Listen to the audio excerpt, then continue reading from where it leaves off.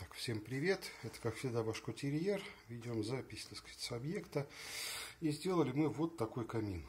Мы его тут состарили, да не могу. Ну, такая идея, да, что некий такой очаг хотят иметь очень многие. Да, а в городских квартирах сам камин, ну, это не рабочая, как бы, тема. Вот такие вот, видите, кракелюрные эффекты. Тут все потеки такие. Это из венецианки, золото. Ну, вот тут то, что вы видите желтым, это золото.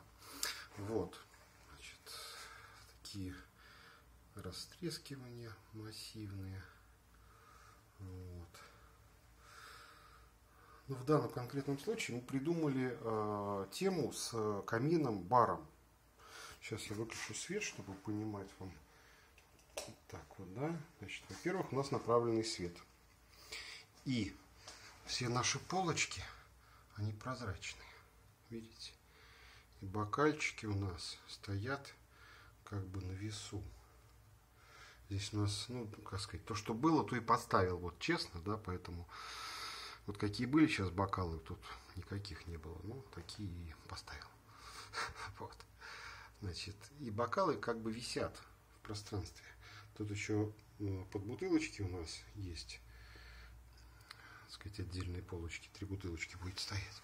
Ну вот. Ну, в общем, вот такой вот лофтовый портал камина, ну и одновременно бар.